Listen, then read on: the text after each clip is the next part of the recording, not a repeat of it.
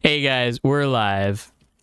Yeah. So if you just go to my YouTube channel, it should pop up there, and I can actually send you a link too.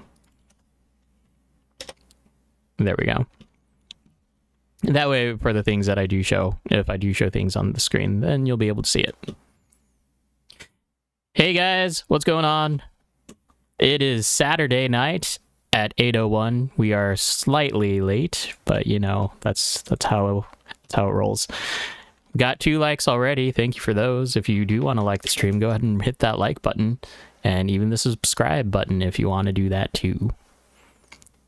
It's kind of funny.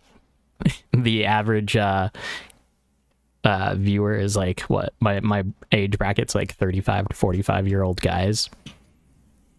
It kind of worries me, but I guess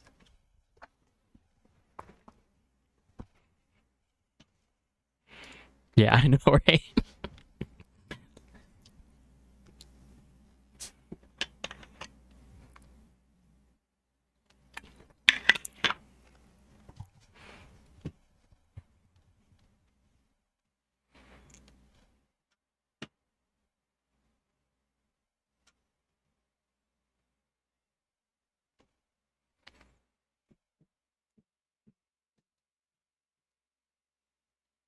Oh, hold. Sorry. Oh.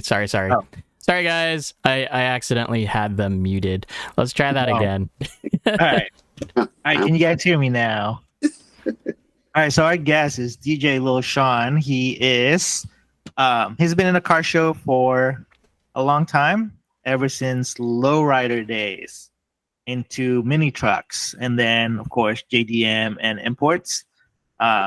He's been DJing all over the Northwest for all the car shows and special events that's related to cars and some non-car related some stuff, right? Back in the day. Yep. So go ahead, Shonn. He's like he's our middleman for RC Drift, like in car shows. The car show. The general public. Yep. My name is DJ Lil Shonn. Everybody's call me Shonn. It's fine. But yeah, no. Been in the car scene really long time. I DJ'd in clubs back in the day. Some of you might know me from back in the day. But now just stick to car shows. And I'm trying to recently bring in the RC drift scene to shows. That way it gets out to the general public, helping like these guys out here and everybody else. So, cool. Yeah. And it's been helping, I can tell you that, because the PDX RC Underground Drift Track is jamming on Friday nights. We get a lot of people coming in from, we're actually getting people from like Minville, Eugene, West Lynn, the general Portland area. I'm in Gresham. We have people from Vancouver, Washougal, Camas. So it's all over the place. So, and then I think some of the Seattle guys will be coming out to PDX RC Underground tomorrow to check it out. Yep. 8-6 day. Yeah. 8-6 day. I'll be drifting my real car. Nice. Hopefully it goes good. So general area, where are you located? Oh, I'm in North Seattle. Currently, Marysville. Probably will be moving to Arlington, which is right up the street, basically. But north end, yeah, I'm like the furthest north, I think, of all the RC drifters that I know. Nice. And then is that near Linwood? It's like a little bit north or yeah, 30 minutes probably north of Linwood. Question: are you going to be at Formula D? Formula D, Monroe. Not sure. When is that anyway? That's going to be next weekend, Friday, Saturday. Oh, next weekend? No, because I'll be DJing a fingerboarding competition in Olympia at a skate shop. Nice. Let's repeat that. A fingerboarding competition. So that's sick. That's sick. Oh. I know like a lot of the guys down here, like Elliot and Alex, both of them are like both into fingerboarding too. I think Elliot. But yeah. Yeah, I don't understand. I watched videos, and they're doing like tricks, like normal tricks. I'm like, okay, Right. And I think- it's all very picky. Like, those guys are just as picky as their fingerboards as we are about our drift cars. Yeah, I didn't realize there was different bearings. So there's like a pro model that has bearings and actual polyurethane bushings and things like that. And I was like, really? Like, but I mean, if you look at the decks, they're pretty fancy, right? Like actual, it's got grip tape, it's got the deck, and trucks and things like that. So I think it's pretty cool. I was into it when I was a little younger. I do want to use them for scale, like to put on the RC car, maybe like on top or whatever. Maybe the next event will be a car show at PDX RC Underground. Okay. Like, I mean, we're still trying to do the whole RC final bout thing, right? Because that would be a part of it. it's yeah, I think there's that. But from what I heard, we kind of want to do our own thing. We don't want to call it like the mini final bout. They want it to be like a PDX RC Underground deal. Oh, they don't want to bite the name. Got it. But you know what I mean. I mean, it's cool but the way the RC thing is moving and growing, I mean, it's pretty fast. Like I remember when it was like we had a box, like literally, like I want to say like a 10x10, and there was like a U-shaped track, and then the next thing you know, it's like, oh, let's expand it a little bit. The next thing you know, the guy's like, it's that whole section is yours. Do something. So it's pretty cool. So speaking of tracks, right? Do you have a local track or area that you drift at, Shonn? Track, I usually go with down to the Fight Club guys area, which is the Willows track. Currently Willows, I think there's some issues with, I don't know, workers or something, but there's always other tracks, other places that they found. So I usually drift with like RC or the RC Fight Club. And also I've I'll have to say DJ that drifted with at the Sultan track, the gazebo, which is in Monroe. So there's like a few around. Yeah, because there's a lot of you guys up there. RC Fight Club. I think there's the crew for Let's Drift RC. Yep. And then I think it's Sideways Northwest too. Sideways Northwest. Yep. With let's see who else is up there.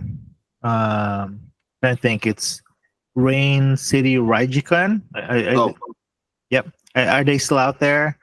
I haven't heard from them in a while. Or the guy that was like basically the main one, he comes out every so often. I see him, but they're not super active, but he's still. And Adam, there's like RCRK, correct? Yeah. Oh, it's that Rain City Raijikun. Yeah. Like, what- Well, no, dude, it's like there's RCRK, and then so. Well, so that's Joey. Tor and Brandon were like the originals, right? Mm-hmm. And I think Joey is like the up and not the up and coming, but the current. Mm-hmm. I haven't heard from Tor for so long. I see it every now and then. Yeah. So let's see here. So I know you're a man of many skills and talents. other than DJing on your free time or when you have events, what else do you do other than DJing as far as a hobby and hobby wise, career wise, if everyone wants to know, I work at Boeing. That's how I supplement all the toy stuff and real toy stuff. But like hobbies I picked up are I make a lot of like stickers, like decals and stuff. I'm teaming up with a few people and we're designing liveries and stuff, like 110 scale liveries too. But I do a lot of stickers, like so. Now, when you say stickers, are you okay? Printed ones. Questions on that, because I'm somewhat of a designer myself, or graphic designer. I kind of play with a little bit of letters and things like that. Ideas in your head that you want to draw up, but it's easier to type it in. For to clarify for people, so you do the printing one, you do the die cut ones, Mhm. like the basic, like Oracle 651. Do you actually like have a printer, like a solvent printer, or is it like a inkjet printer? No, this is an inkjet. It's a Epson inkjet printer. Okay. Works pretty well. But I I need to start like coating the stickers. Like a laminate? Yeah. So, Okay. or else they're not very waterproof. So Yeah, sure. We've had a It's not like we're going outside in the wet. Like, yeah, but we live in the Northwest and we don't all have Yokomo bags or Proline bags. right. Some of us use yeah, toolboxes. yeah, Shonn, I saw that. Toolbox. The toolbox. Hey, I think I started with a toolbox too. I think Adam, didn't you also do toolbox? No, I had those storage totes, like the big gray storage totes. Okay. So I 'Cause just I remember. yeah, I'd come wheeling in, not wheeling, I'd come carrying just a storage tote into hot import nights with like 5 different chassis. I remember going to where did we go? Oh, I think it's Monroe. We did the RC or the Northwest Hobby Expo. And I was carrying 3 cars, and I think Adam had 3 cars and all our gear. And we're like, dude, there's got to be a better way of like having a roller. So I ended up buying a toolbox to make it work, and it worked for a little bit, and then it kind of got annoying because it's just bulky. And it was cool when we were driving from Portland to Linwood to go drive, and like all our things are in the back in a waterproof toolbox case in the back of the truck, like getting rained on, and then we get up there, everything's dry. So that was cool. It worked out. But yeah. So I used to have a Yokomo bag 6 years ago when I was into the scene and all that stuff. Yeah. Right? I think it's crazy that you got out, right, for a little bit. Mhm. Like you're like, okay, I'm gonna stop doing that for a little bit, and then I'm gonna go do something else, like more car stuff. I mean, right? that was all of us. Yeah. But I think RC drifting is the only thing that I keep going back to. Is I guess what I'm saying is like just the car self, like the sports car and like the tunability and well, getting sideways. We all like drifting, so but what got you started in the hobby? God, what did start? Well, it's funny. Back in the day, 6 years ago, when Kong RC was in Linwood, I personally know JJ through the actual car scene. And then I got an invite to, hey, check this out. I did. Of course, being a car guy, you're like, oh, this is dope. I need to do this. And so I started, before I met him, me and a bunch of friends, we got, the HPI, drip, Like sprints or Sprint 2 or whatever. And we had all those, and we were, outside, all-wheel drive drifting. And then, JJ started his thing, and I got an invite because he saw, I think on Facebook or something, that I was into that. And he's like, oh, come check out my shop. Then he got me into drifting more, sold me on everything, Yokomo chat, Yokomo everything. I got into CS for a while, and then I was Counter-Strike? What? No. Counter steering at you guys.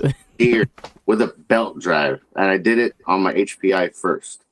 I followed something that I found, and you had to do all the weird pulley stuff, so it made it like 40-60 or 30-70. And it was pretty cool because you could actually, counter steer for a little bit. It would go for a minute, and then you were just all over the place. But this was also the time that we learned that 45 degrees of angle is not enough. And then anything beyond that, you start snapping drive axles left and right. And then I had my first Yokomo was a DRB, and I CS that, and then I went to rear wheel drive. and I think one of the first, actually, buddy I drive with now, Matt Himmer. He's from back then. A lot of people are from back then, and he never stopped, which is probably why he's placing first on the podium every single comp right now. Or he's just that good. Yeah, it's a nice feeling when you're able to follow him, and oh sweet. But then I think that was just after I learned how to actually drive my YD2, because I wasn't driving it right.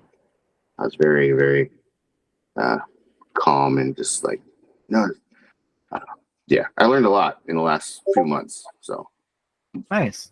That's cool. So when you come up to PDX, it's gonna be tandem all night. yeah, All night, all weekend.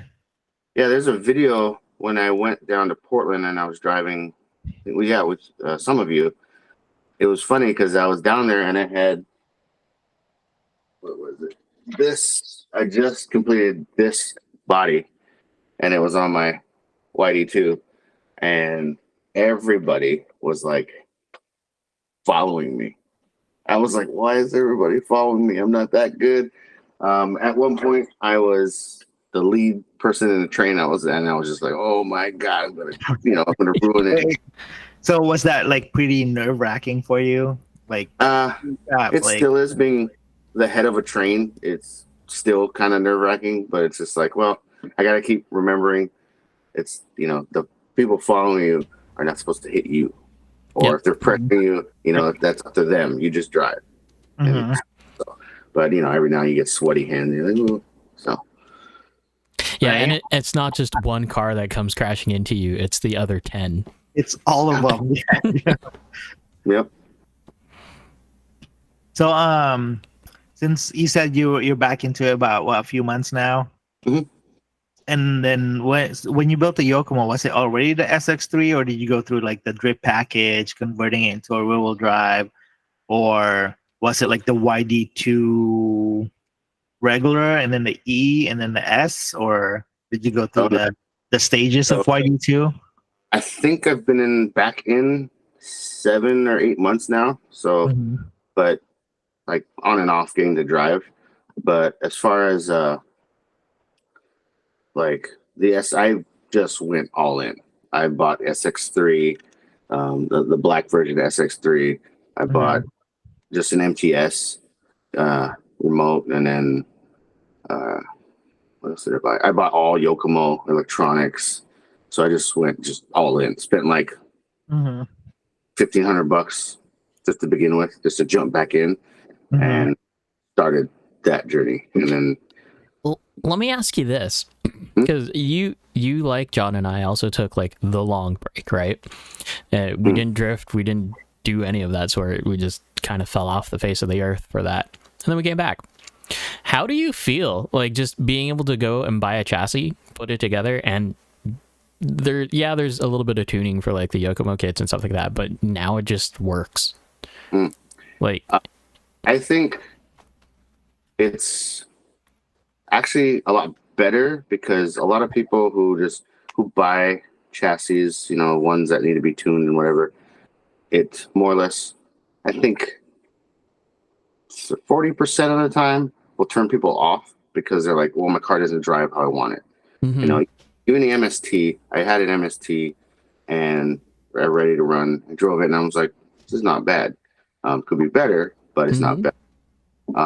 But like Yokomo came out with their version, and then a bunch of others. But then, the bad boys came out, like the RDX and stuff like that. And now your Red Cat jumped on the bandwagon to try and do that.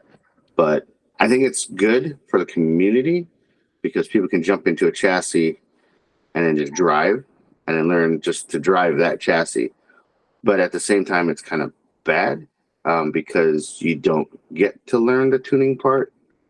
But if you don't like the tune, then, by all means, just jump in, learn how to drive, and that's all you need to do. So but, I think that's absolutely 100% funny, because you literally just expressed both of my like demise of the RDX, and like how or why also it's like being able to learn how to tune for your cars is important too.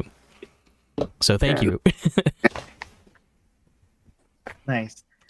So like since you did the whole from back in the day to now, what chassis do you have that's drift related right now?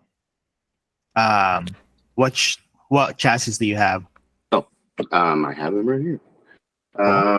First one is the SX3, but since then, with the help of Let's Drift RC and Guy, and actually a lot of everybody else, with input and everything, it still has the carbon chassis that came with SX3. Mm-hmm. But no, it has, that is not No, the that carbon is not chassis that came with the SX3. oh no, this one. Oh, sorry, the high flex chassis. Sorry, that chassis is Wait a minute. You can't somewhere. do that here. somewhere. I put it somewhere. Yeah, forgot. I put the high flex chassis on here just because I wanted to. And Well, speaking of that, did you notice any difference when you switched to it? I don't know if there's a placebo effect. Like you're like, oh, you get more traction, whatever. It seemed to drive better, but then again, it's like, well, did I get better at driving? Like, did I learn my car more or not? But I'm gonna say, I mean, it looks cool. So, yeah. But then also upgraded everything to like RDX or not RDX, Rev D stuff. Of Let's Drift RC. It's like all we did back in the day. Yeah, and then so I did the rear as well. But yeah, no, the thing I finally got it. I think after 3 months of messing with it, it drives exactly how I want it to. Nice. But it's fast. Like it does. There's angle, but I like driving it because it's like aggressive. It's an aggressive chassis. And then I got my favorite, the RDX.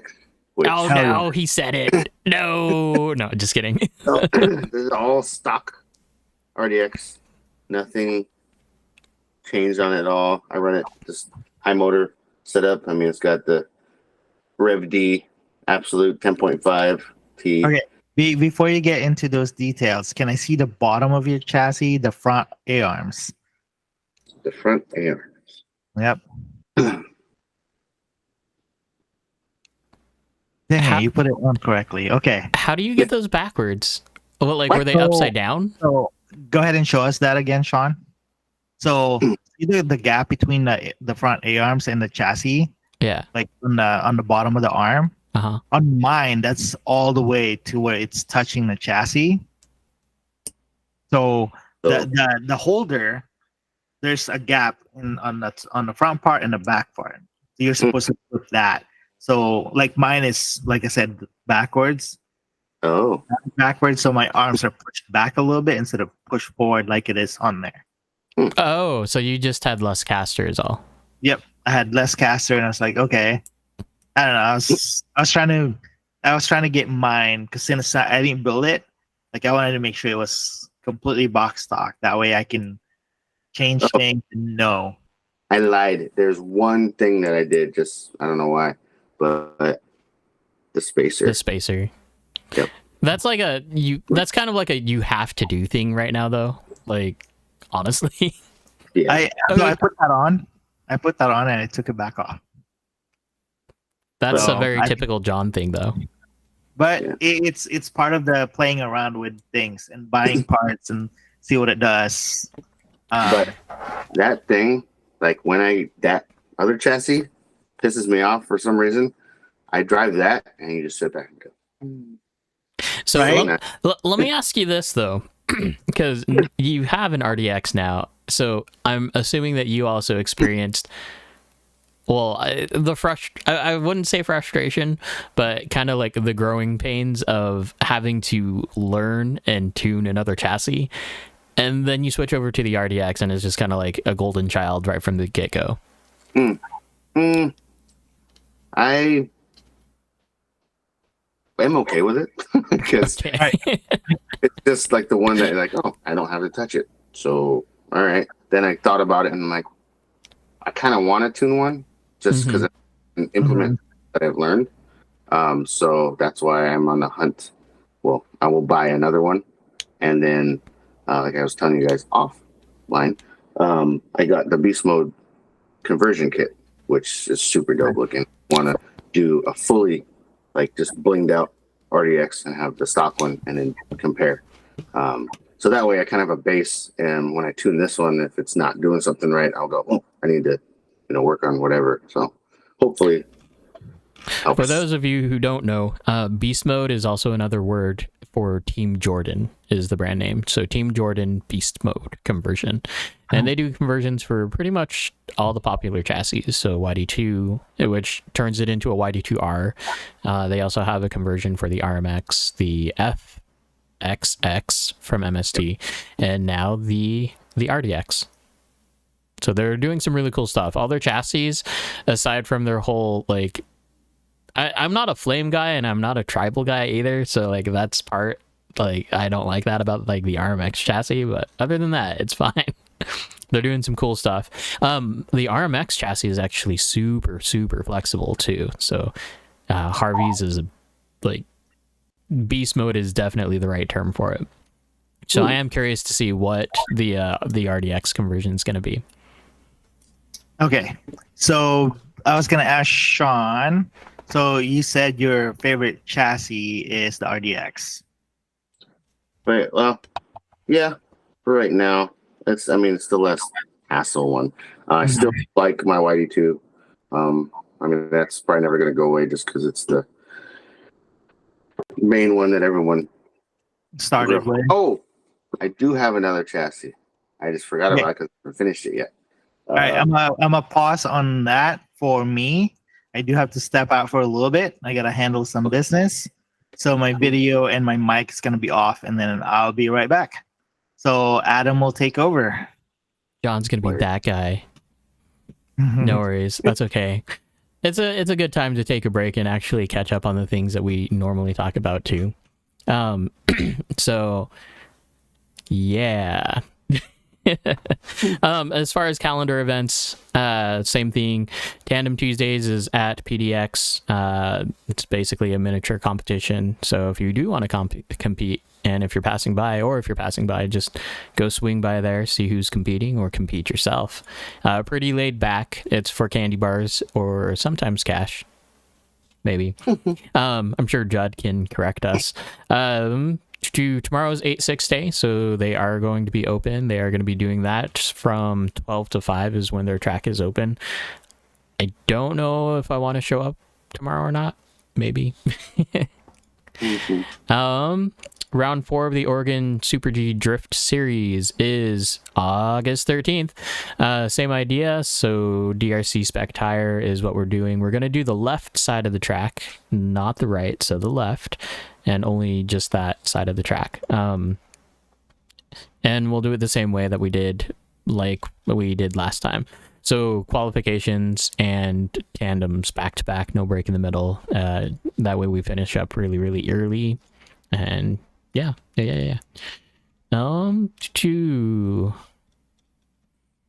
If you do have any events, go ahead and send them to me or post them in chat. That way I can put them on the stream, and then once, like, as they come up, I'll be able to, like, do, like, announcements and whatnot.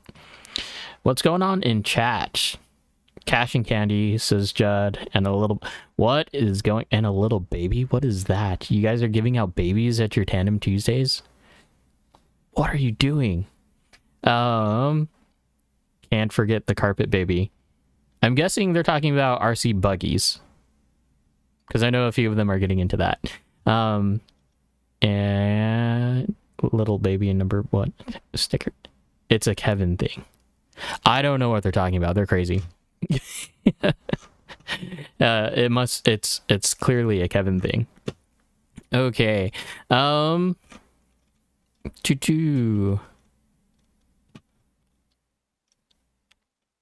What do we want to do? Let's go over to roast my rig. So no. So there, it's more of just like a show and tell type of thing.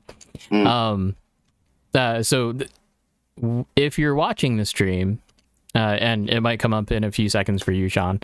But what I'm showing right now is oh, let me switch it. Fade. There we go. So what we're seeing right now is we're looking at a belt converted belt drive on a Galm, or a Yogi, essentially. So the Overdose Galm itself is just inherently a belt driven car, right?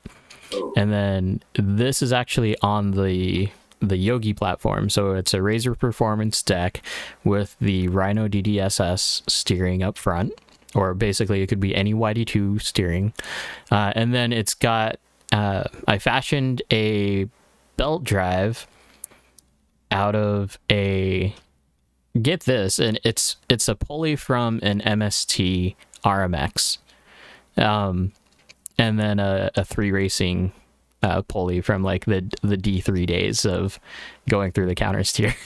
So yeah. So the reason why I came up with this is I just wanted to do it because I went a little bit overboard on the whole belt conversion thing, because the Shark just got its belt conversion, which, Austin, that's what I mean when I have special parts for you. I can't give it to Judd because Judd's car is red, so it wouldn't match, and yeah, and yours is purple, so I've got that for you if you want it. But yeah, so it's oddly quiet. It's kind of funny, actually. So aside from the fans, all you hear is the motor spinning, and it's kind of funny. Drives really, really well. The pulley and gear set here, it's a 12 tooth pinion pulley, and then a 38 tooth main pulley here, and essentially with the secondary gear set from the Galm itself, it puts me at about 11 for the FDR, and it drives really, really good.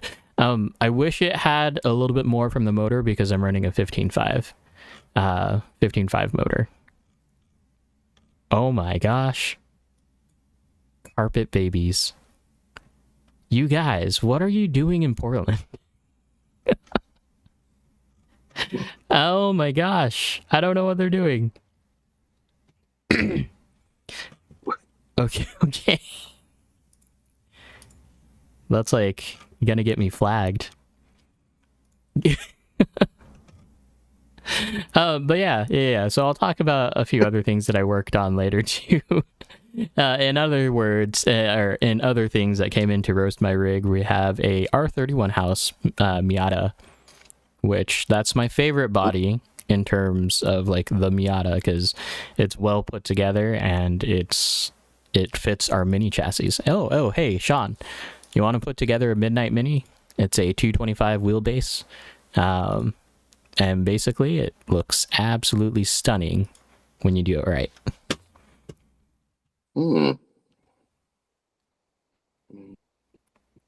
Basically, we took an MC1 and then we shrink the deck to 225 wheelbase, and yeah, the perfect conversion is the MC1, but you can use like any YD2 platform with a little bit of modification. YD2Z is the easiest transmission to retrofit. But yeah. So you can run the smaller bodies, huh? Yes, yeah. The trick is getting them narrow. So there's a few parts that you need to pay attention to, mainly toe blocks and CVD joints or axles. But once you're that narrow, then it's all the same. Steering is actually the other part of it, which last week I put the IFS conversion on the Shark so I could get full lock, which oddly enough today when I was testing it, I added a little bit more Ackerman to my steering arc. So like it's almost as if I was like perfectly fine where I was, but I wanted to try this just to get it there. Which, speaking of that, I have some notes on the IFS setup, but we can talk about that later. So, yeah. Shonn, when is your next car show that we can expect RC drifting at? Ooh, RC drifting. So probably an indoor show. Well, let's see, because I have a show. Well, Import Face Off and Pacific Raceways is outdoor, and that's on the end of this month. But I mean, if people wanted to run outdoors, such, I mean, we used to drive at Park all the time. Like there's a little cement pad there, and we'd set up a track there. But I mean, if somebody wanted to like do it, then could easily get whoever in, and then probably drivers either free or really discounted or something. Could figure it out. And that's usually what I try to do at shows. But I know Hollywood Nights will be going back to Portland later this year. You already have that confirmed? I mean, it was talked about, so okay. Usually he'll go. Everything happens at the Expo Center, so I know that like Import Expo will be back down there. So I'll be reaching out probably to whomever you guys. But yeah, I'll make the posts whenever I find out any shows happening either in Portland or up here. But not sure. DriftCon After Dark is September 23rd. That's a fun show because it goes into nighttime, so lights and everything is really cool. And we could always set up there. I have to talk to a guy, but as far as Portland shows, I think we talked about it, and he was like, you should reach out to them, because I don't know if I'm busy or whatever. So I go, okay. So that'll be like, since it's your stomping ground and then local. But yeah, I'll reach out to you guys or reach out to whomever when shows are coming and let you guys know, because I want, whether it be outdoors, indoors, I want that element there just to raise awareness of the hobby, and so more people hop on, so we can utilize that and have a local shop that's up here, because I mean we have Hobby Town and like smaller outfits, but nothing like the PDX Underground thing. That's like a bigger shop than what we have. And I know Let's Shift RC is trying to get a spot, and I mean I wish I could get people together and maybe investors or something to help them out, because we really need something like that, like up here. So I know earlier in the week we were actually talking about just kind of ideas, or me asking you if you wanted to bring anything up, and I guess that actually segues pretty well here. Like, as far as what you think, like, well, we were talking about local hobby shops, right? And what better place than like a guy being able to like bring his track, well, his setup to a car show, right, and just be able to sell stuff there. But there's a dog.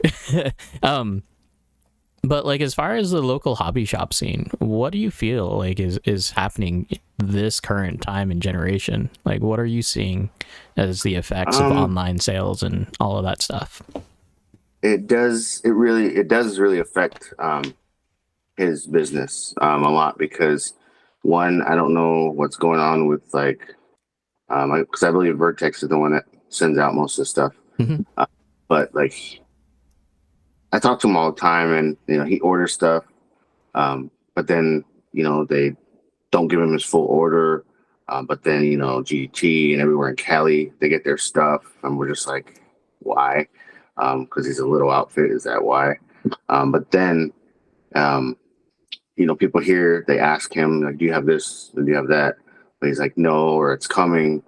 But then people all of a sudden order online, which confuses me, because I'm like, well, if you ordered it through him, it would get there the same amount of time. It's just he doesn't have it right now. But it's like, okay, well, he doesn't have it right now, but you're going to order it. It's the same thing. It's going to come in. So like this, there's support, but it's really, I don't know. It's there and it's not there. kind of thing. And I could see how frustrating it would be to be a business. But if they would back him better, and the suppliers, and send stuff more on time, I think he would be more successful. Everyone, would be more happy because he would have stuff in stock because they would send stuff. He would make money. He could order more, so it would just help.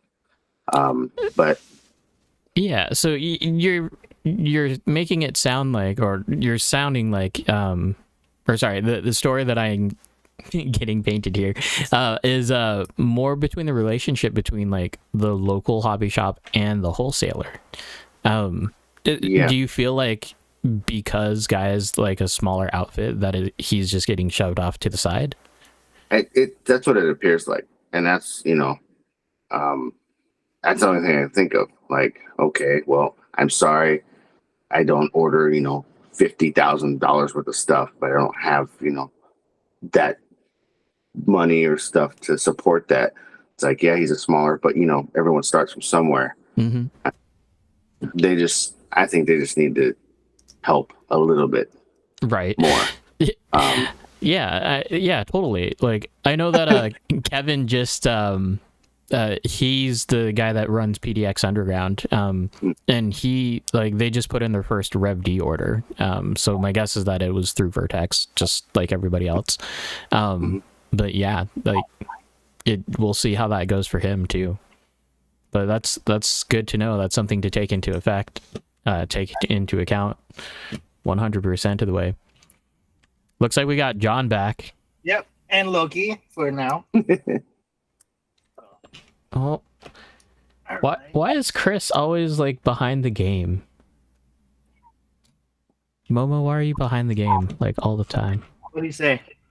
What's the Discord? I already posted the Discord.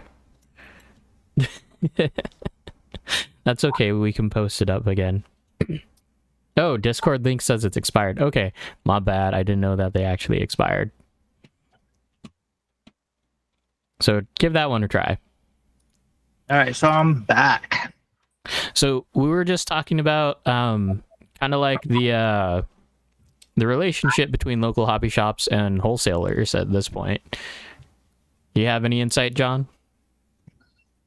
Well, as far as like the actual companies, yeah, so I get it, right? Like if you have to be a dealer for somebody, because I went through the whole dealer thing from being in the motorcycle industry and being one of the sales manager at one point. To be a dealer for Yamaha or Honda, you have to buy a full line of items or units to be a dealer. You have to set up like this multi-million-dollar account with them, with insurance. If you don't sell those, you're stuck with them type thing. Sounds like Traxxas.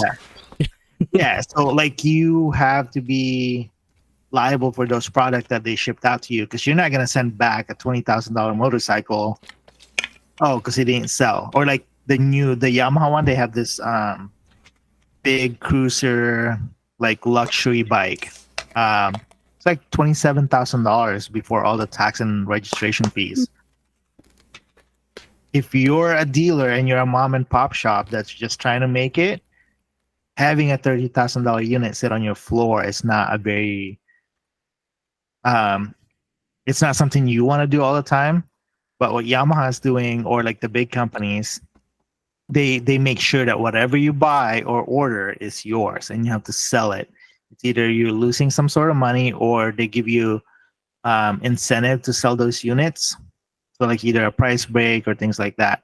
But I think that's why a lot of the companies want some sort of like, you have to order this much before you can become a dealer or before you can carry my product, is just a security for them that they don't send you products that you don't market properly and you don't advertise properly and you don't sell it. They don't want that going back to them and you going, oh, hey, this didn't sell, so here, take it back. Because if you had it for a year and now there's a new model, it's your fault why you didn't sell at your store. Does that make sense? I think that's what they're trying to do. They want to make sure that if you are buying it, you can sell it, because they don't want to, one, degrade or devalue their items or merchandise because you didn't market it properly, or you were undercutting their sales because you got it for a dealer cost and now you're selling it for 20% below everyone else. Yeah. And another thing that a guy is facing is, say people do order stuff, or they're like, oh, I want this, I want that. They say, okay, I'll order it on my next order. And then people are like, cool. But then go turn around and they order it online and they get it in. And then all the stuff comes in. And he's like, hey, I have everything, that you were interested in. And people are like, oh, I already got it. So now he's stuck with the stuff. Mm-hmm. They ordered it for people. Yeah. So it's like, yeah. So Crazy. in that case, like if in my case, like working at the hobby shop for a while too, we did special order. You have to prepay full price, and you are liable for a 20% restocking fee if you don't buy the item.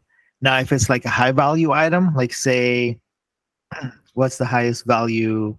Let's just say a Futaba 10PX, and you decided because you're impatient, you bought it from somewhere else.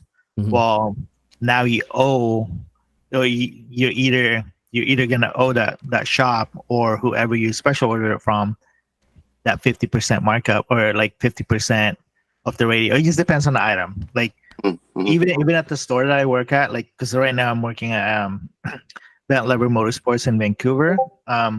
We sell all the dirt bike motorcycle accessories, tires, the basic stuff, and like jerseys, anything that you want. If you want an $800 helmet, if we are special ordering that for you, I personally make you prepay. And again, the 20% restocking fee, and that's if I can send it back. Because one, I have to pay for shipping to send it back. And if it's not defective by any means, then I'm also like telling my distributor, hey, I can't sell this because someone ordered it, that type of thing. So like a lot of people are upset, oh, you didn't say that on the receipt. Like, no, I told you when you order it, you're liable for 20% restocking fee if that part or that item does not work for you. Yeah. And the whole supplier thing being slow also affects them, and it affects people's thinking, because they're like, well, how do I know when I'm going to get the stuff if they prepaid or whatever. So it's like it comes down to the supplier. Like they need to just help out the little guys more. Mm-hmm. I mean, the generation that we live in right now is a very now generation. Mm-hmm. Like, if you don't have it at this very moment, then a lot of the time, people are just gonna go to the next location where they can. Yeah. I mean, that's the reason why Amazon is making all the money, right? Because you want something like, okay, I'm guilty. I buy stuff on Amazon because if I order it from anywhere else, it's like, oh, it's going to take 4 or 5 business days, or I have to go drive to Target or Best Buy and wait. You got to do the process, right, of buying something. Where I think, what did I order? Oh, head shaver. I ordered that thing. I ordered that thing at 1 a.m. because it's one of those. I had a gift card on Amazon. I was like, what do I buy? Like, I don't need anything right now. And I was like, oh, I've been wanting to get a head shaver, so let me order that. And I found one for the price that I wanted. Literally, click purchase at 1:02 a.m. in the morning, because it's one of those late nights. That thing show up at my house at 7:30 in the morning. So I was like, wow, like that's kind of like one of those instant gratification at its finest. Like, I didn't have to leave my house. I didn't have to get up off the couch. It's literally like click, click, click. Yep. And at 7:30 in the morning, ding, there goes my doorbell. But not even just that, right? Like, I have a coworker that basically gets his groceries delivered. Like, he signed up with Walmart, and like it's pretty much his groceries will even show up just later that day. And it's crazy to think that we've got so much. Wow, John, in your mouth. Dude. But like so much accessibility and so many different outlets into like where we can give our money to, right? Mhm. But at the same time, it's like if we bring it back to the local hobby shop and what it's doing, it's hard, right? Because even with A main, right? A main is going to be selling at map pricing all the time, right? Mhm. So already you're selling below what's MSRP prices, and I think Chris said it in chat as well. But yeah, like map pricing is technically the minimum advertised price, right?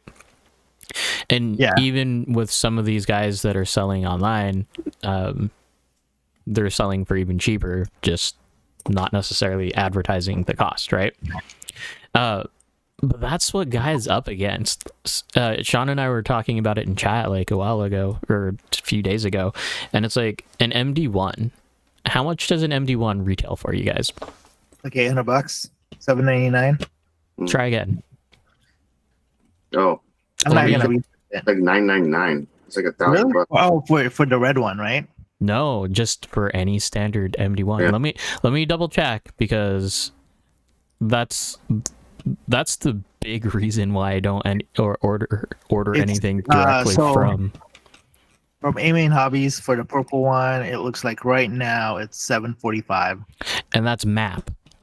Mhm. Okay. So let me find it. So the question was MSRP pricing. So what's the crossed out line item there if it's on A main? Probably I don't think $999. it's- There's no crossed out price because they can't advertise like that. Oh, okay. So MSRP price according to Vertex is $990. Mhm. So, well, and so being a local, like you were saying, like being a local hobby shop, uh, that's the thing that all the retail store that's smaller are that's the problem they're facing because Yep. they have to compete with everyone else and they have to pay for the building, the employees that work there, and then the advertising if they're doing any advertising, and if they so the way to make money is or for what it's looking like from what I've seen in person and in the books of what I'm kind of studying, it's all you sell in volume, and that's how you make your money. It's no longer like back in the day to where you sell a kit or like let's say a bike or a car, something that you're paying $30,000-$40,000 for. You're not making $10,000 on that back end, or 40-50% like they used to back in the day. Mhm. I mean, there's still some markup there, but when you're competing with, say, a bigger company like Ron Tonkin or one of those bigger lots or retail store like Costco, they're selling in volume. Like you have people leaving that place in like with pallets and Mhm. like 2-3 carts full of stuff. If you go to like your neighborhood Safeway, I mean the people are buying half a cart, like a cereal box and this and that, to where at Costco you have to buy in big bulks. And that's how they're making all that money, is selling in volume. Right, but mom and pop shops don't have that like availability. Capital. They don't have that capital to like buy a lot. They don't have the means or the process to like sell in big volumes like Amazon does or Walmart, Mhm. or like A main for us RC people. Yeah, A main is like Horizon Hobby. Actually, Horizon Hobby is basically the Walmart of the RC industry right now. Oh, so do you guys think Walmart? Do you guys think Horizon. Horizon versus A main? You think Horizon owns A main, or is it the other way around? Like which one's bigger? Because Horizon carries stuff that's from A main, and A main carries stuff from Horizon. Like I think they still carry Blade 400s or whatever the because they carry Losi right on A main, and which Yeah. that's a Spectrum product or part of, they use Spectrum Electronics. Yeah. So, but yeah, which one do you think is bigger? Is Horizon the parent company, and then A main is the distributing company? I would say that. but I have no idea. Like, Yeah. All right, if you work at A Main, let us know. Just kidding. Momo, A-Main is an independent distributor. Yeah, we know. Horizon owns more brands. But so you know how A Main just announced that, like I want to say a week back or so, they announced that they bought out Hobbytown. Hobbytown has been a nationwide name for RC, and Horizon is Hobbytown's distributor. Well, so the difference is like brand names versus just sellers, right? Mm-hmm. Yeah, so that's where the big difference is. Who are you asking? Who are Ron. you talking to? Oh, no, sorry. So like over here, I see like all the chats, and I'm like, Ron, who are you at? Like, who met me? No, I'm not trying to open up a hobby town unless someone gives me the capital to start one. Hobbytown is a chain. No, honestly, like I've thought about it, right? Like I'm sure Shonn, you've thought about like having some sort of business other than working for a big company like Boeing. It's as much as it sounds fun, like opening up RC drift track. Like it sounds fun, but it's also a lot of headaches. I don't want something fun that I do become a headache to where I don't want to do it anymore. Yep. So wait. So Shonn, why do you DJ then? I mean, like, so there's a point and a purpose, right? Yeah. Why do you DJ? Well, I used to DJ in the clubs because I was young, dumb, and wanted to be somebody and meet all the girls and everything. That happened, but then it just, I don't know. After a while, you're just like, okay, it's the same thing every weekend. It's fun for a while, and you just start getting tired, like physically tired. You're drinking, you're partying with people, and if you have a day job too, it just gets tiresome. But doing car shows and stuff, it's because I can play whatever I want. You're not stuck with a playlist or like a genre of music. And you can have fun with the crowd, and that's what I like. And also when I do complete like car projects and stuff, I can show that off too. But also as, I guess, an elder in the car scene, I'm trying to educate like the newbies and stuff, all like new enthusiasts, on set them on the right path. Have people stay away from the stupid takeover things and stuff like that. Just become almost like a public speaker at times. But yeah, it's fun. I like it. I more feel like a mentor than anything now. Right on. So it sounds like you're doing your original passion for DJing has changed the reason why you DJ, right? Like now you wanna mentor the younger generation, the future generation of the car scene, which is pretty. What's the word? I think it's admirable, is what I'm trying to say, or some other word that correlates to that. But I'm blanking out because I'm trying to read the chat at the same time, and I want to make sure I want to answer all the questions that the chat people have too. So to me, that's pretty cool that you're seeing like the relation or the possible future of RC drifting with the car scene as part of the car show.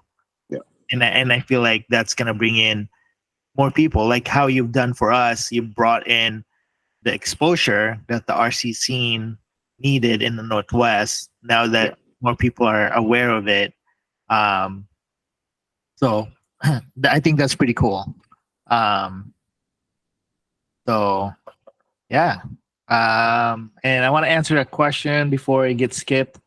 Adam, Ron wanted to know how we met. So if you are you sure you want me to tell it? There's nothing like embarrassing about it. John didn't know how to drift. We met at a RC drift meet. All um, out. it was at what, Vertex Garage or something like No, that. Vertex Garage. I don't know. It was at VIP. It was one of the bigger automotive or high performance shop. It's kind of like the Vertex USA of Hondas in Portland. Mhm. So It- they did all the engine swaps, turbos. Before it became Hondas was a thing. Before it became drifting, but yeah, they kind of did a lot of Hondas and a little bit of drifting, some turbos here and there. Basically, like engine builds. Like taking out a CRV engine into like a Honda Civic for more torque, doing a performance Type R to where you get a bottom end and a top end of one car to make it a Type R. So that's how Adam and I met. So we basically, I started drifting at Kong, and then again, um, because of Adam, I think, because he know people that was drifting, like, oh yeah, let's go check it out. And this was me getting back into RC drifting after like Counterster 5 or days. yeah. So, So like yeah, he showed up with a Yokomo DP with a rear wheel drive conversion, and didn't know what to do. it was drifting, but it wasn't drifting as good as it could be. So that started that off, and then one random time we set up like, hey, let's go drive to Kong's. So we went to Kong, and that kind of kicked it off, really. Yep, and then it went from RC drifting to drones to what else did you get me into? I didn't get you into Significant. drones. What are you talking about? Well, I was already doing drones, but like it's one of those hobbies that you forget, right? Like Shonn was saying, like you step away from it for a little bit because no one else is doing it around you that you want to hang out with, type thing, or like you're just like, okay, I'm out of money, I gotta go do something else that's a little cheaper.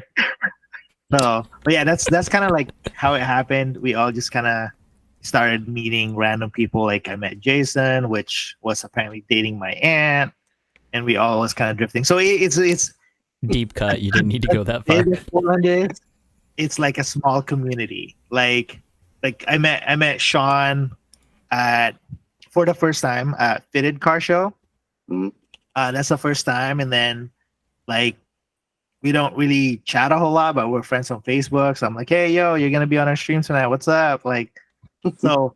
And then I'm pretty sure from here I'm gonna run into him at some car shows because we're gonna have some drifting, and then we're gonna go to. They're gonna come. He's gonna come out and he's committing. We're making him commit. Wait, DJ what? at PBXRC Underground. Wait, what? I didn't even know. No. Well, no. We so offline earlier before the Yeah, stream started. I know before- how it happened. Well, I was telling the audience. But yeah, so that's kind of like how things came about. It's just kind of like we like the same, hobbies. Hey, let's go hang out. So, oh, and Judd, I'll be drifting a real car tomorrow, so I won't be at PDX. I met Judd at a ferry to ferry. Yeah, that's about it. It's so Adam. I'm gonna just tell the story because it's pretty funny. So Adam and I've been hanging out. I got him to ride a Grom and go get his endorsement. I had two at a time. I was like, hey Adam, let's go to ferry to ferry. It's basically you ride your scooters and your Groms from a mall in Seattle into To a ferry. a ferry. I think it's Edmonds or Kingston, one of the ferry stations. You ride that across the water into, dang it, it's one of those little islands in Seattle. And then you ride around the island and you come back downtown Seattle. Well, this is like maybe, a month after you got your endorsement or 2 weeks after you got your endorsement? This was the third time that I was on a Grom or any sort of like motorcycle, aside from the endorsement, right? Mhm. Like just actually on the road. Yep. So Adam's third, you said third time? So yeah.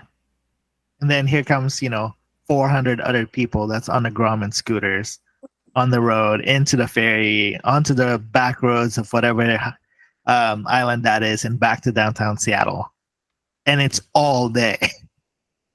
So The crazy part wasn't the 300 or 400 like the 300. I think we were just over 300 Grom like mini motos. Yeah.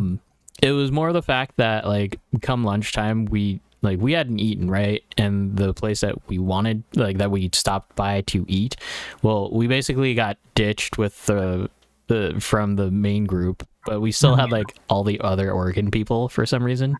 Um, Well, they waited with us because they were also waiting for their food, I think. yeah. So essentially, we made the decision to just like get back to the ferry instead of like try to catch up with them. So we're at like the top of this mountain, and then we start bombing down this mountain, and I'm like freaking out like no other because I don't know how to do this, right? So it's just me trying to like hold on, trying to stay up, like because we're on motorcycles, right? All we have are our Senna's headsets, which yeah, I charged mine up the other day for no apparent reason. But yeah. So it was a memorable day. That's about it. Yep, it was fun. Let's see. I lost my. Oh, there it is. Did we cover calendar events? Yes, we did. Cool. So where are we at? Lead and Alfalfa. And I'll take Or over, or whatever. so we talked about state of the local hobby shop. We've also talked about basically kind of like the interactions between RC cars and the car shows. So that's kind of so let's talk about this. What is your favorite car show that you've done so far, Shonn? Good question. There's a lot. Let's see, we'll break it down into outdoor and indoor. Okay. Perfect. Indoor, not recently. I don't know if anybody went to the Hot Import Nights show this year. Was at JBLM, the base. Oh, gotcha. It No. was a show. Yeah. So it was a pain to get on base.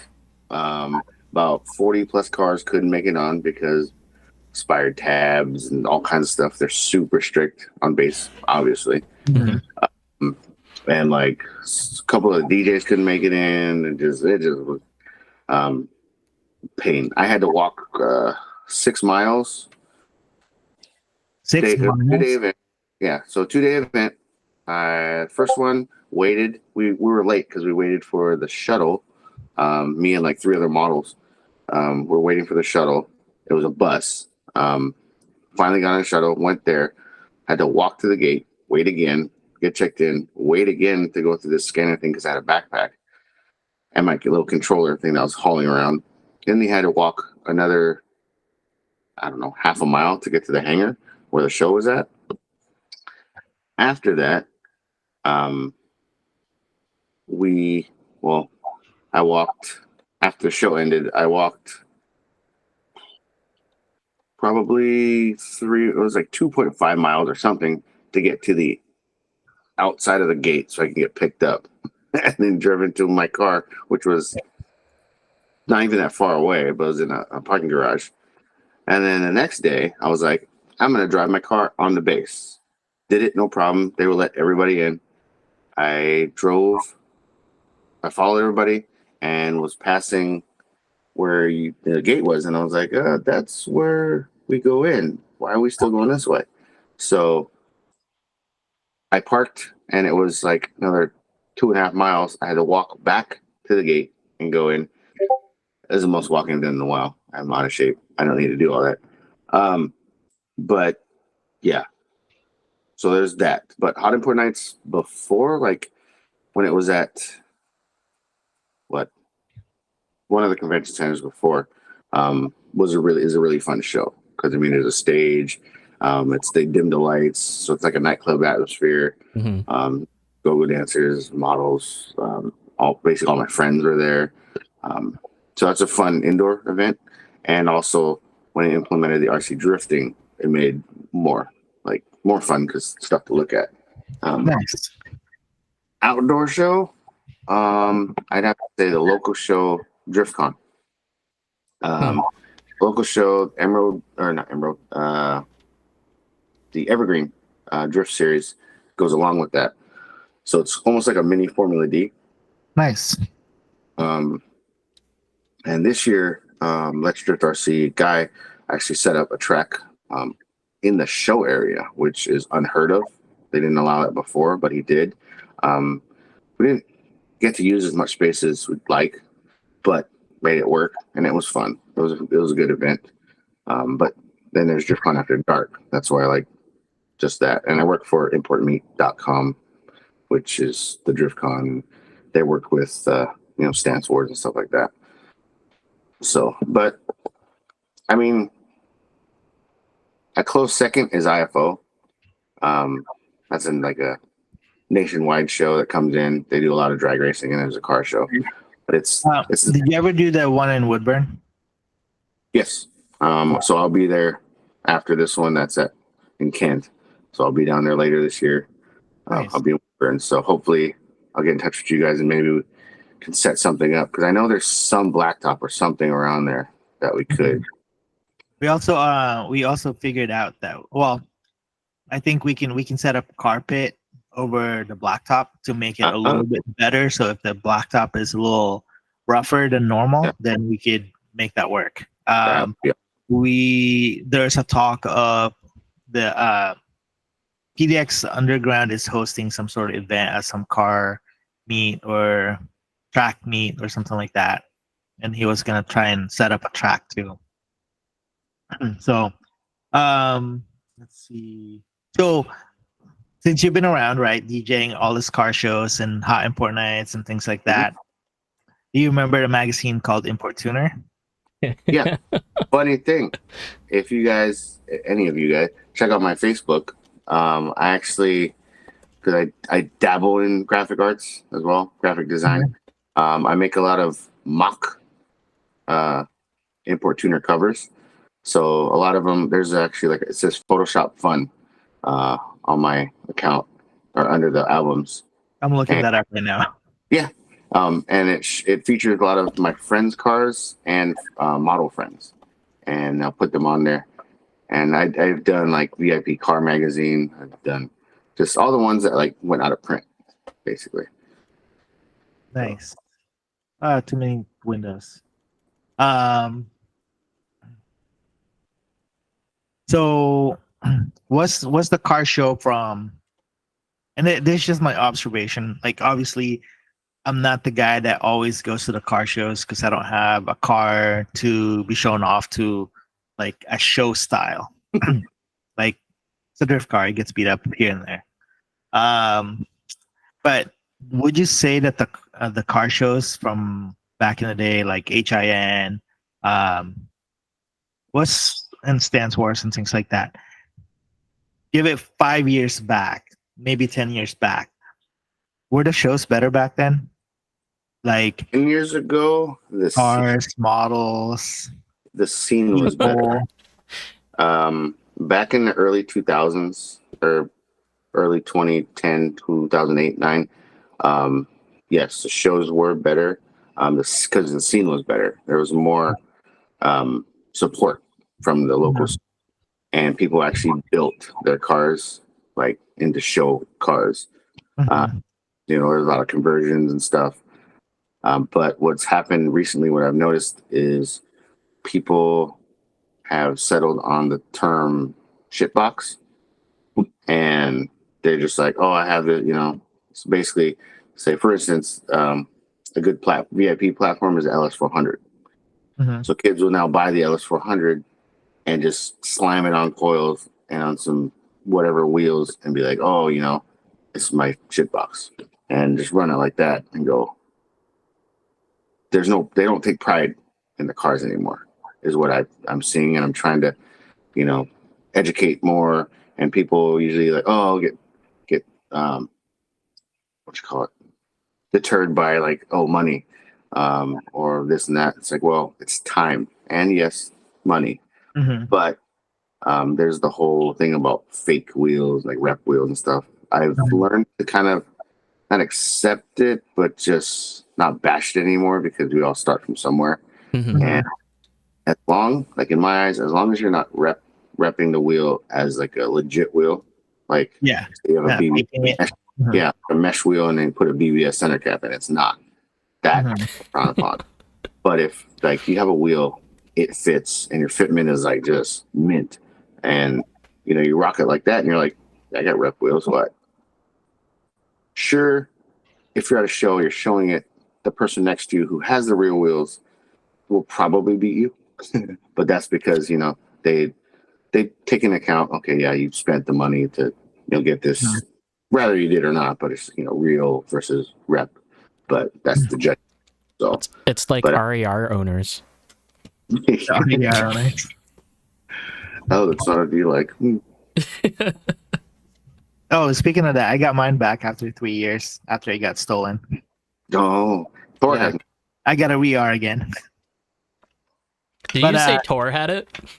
Yeah, well, I was one of the first people to have one because JJ was like, "Oh, this this new company's coming out, blah blah blah," and he got one. And he's like, "You want to buy it?"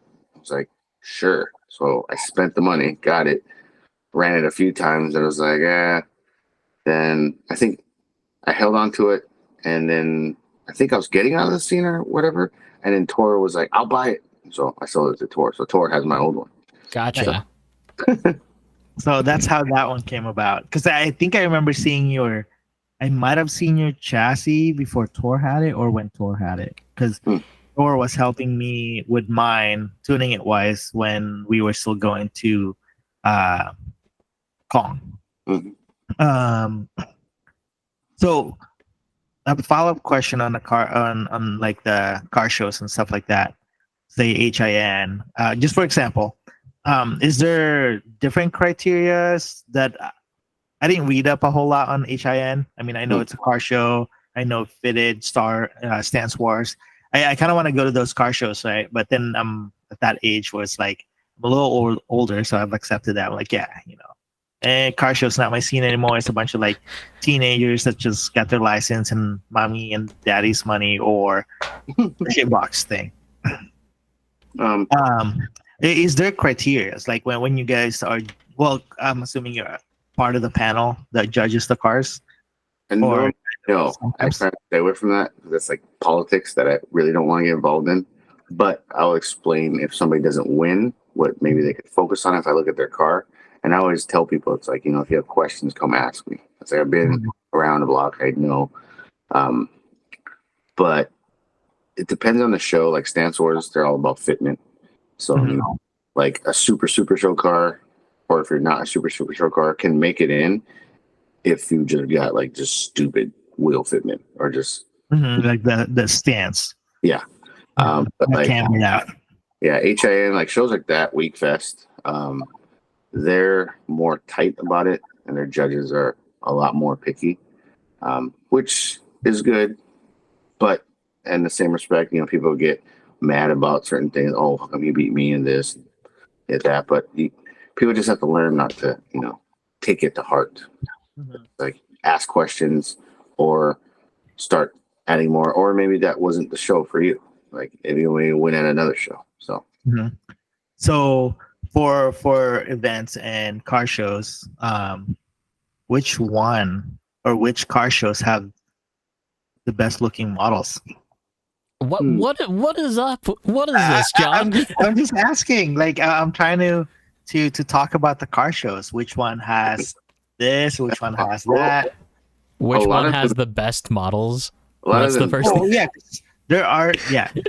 Sorry, Shonn. Without being so. I mean, I don't want to be biased or anything, but like Import Expo had some really good ones because that was my model squad that I put together. Okay. So, I mean, that's a simple question, simple answer. Yeah, a lot of shows don't really have models anymore. It's weird. So I guess I'm bringing that back. I know Hot Import Nights will always, because they have their girls that tour with them and stuff like that. But like Import Expo, they were just about to just have a show and no RC drifting, no models like that. And they just wanted me to spin music. I was like, it's gonna be kind of boring. Would you mind if I did this? And it's like, sure. I did it. Sure, the amount of cars was a little bit smaller, but it was like one of the first shows for the Northwest under that name. But it worked. So that's why he's like, oh, yeah, do it again. And Fitted came and did the same thing. So, Cool. yeah. Yeah, it's for research. So I Yeah. know which car show to go to. Apparently. So Well, if you follow me, you'll usually see like the model cards of like who come, or if I like have them coming, then you'll know, and you can be like, okay. cool.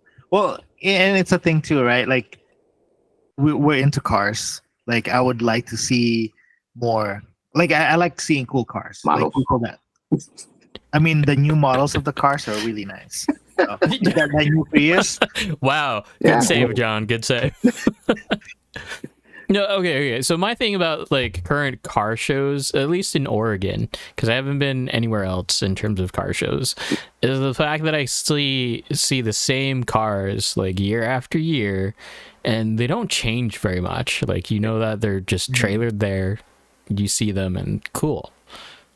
Like, that's what it was, right? Levi's 240, right? That I actually got to see from basically the very beginnings of that, from local car shows all the way up to when he won at that Hot Import Nights, and that was cool. But it's just like every year it's the same exact thing.